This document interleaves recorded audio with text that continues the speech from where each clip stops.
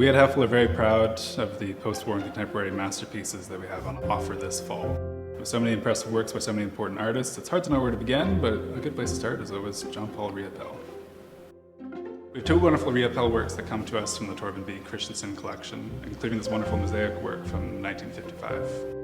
Riopelle's canvases from this period are remarkable for their extraordinary energy and intensity, which he achieved by working with rapid, instinctive gestures with the palette knife.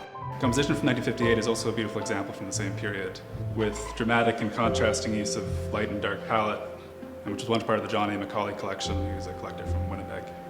The diversity of Riopelle's approach is also on display in this sale.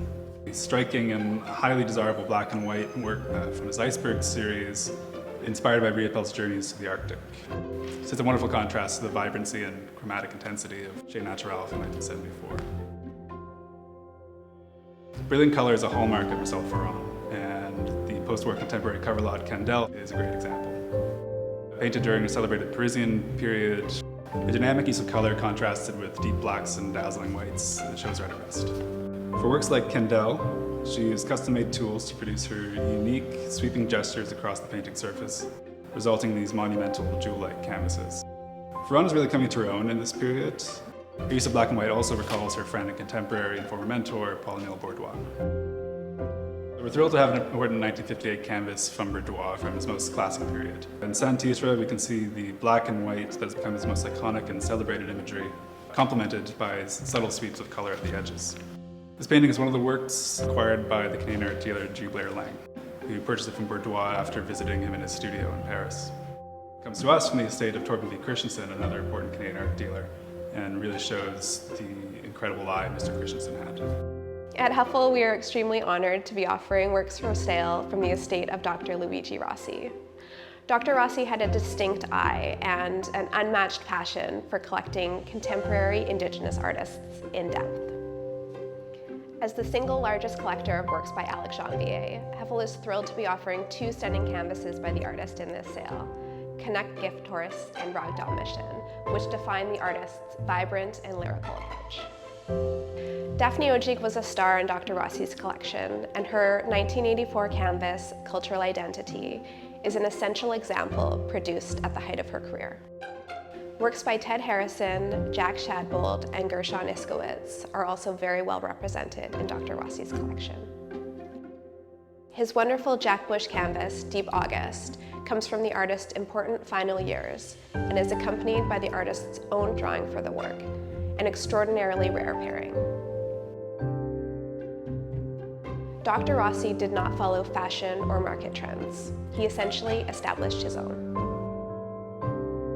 In the year that sees the launch of Dr. Sarah Sanders' catalog raisonné of Jack Bush, we're pleased to be able to offer a few examples of some of the artist's major works. Inspired by the brilliant simplicity of Pierre Matisse and the luminosity of Mark Rothko, the distinctive June 24-26 comes from Bush's emergent years in the international art scene of the early 1960s.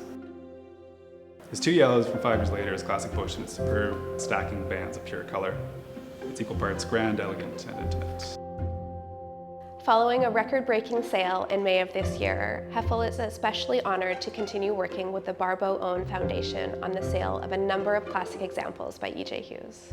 Jacques Barbeau was a central supporter and key collector of the work of E.J. Hughes. He championed the artist's work in all forms, deeming his graphite drawings or cartoons as important as his paintings and oils in watercolor.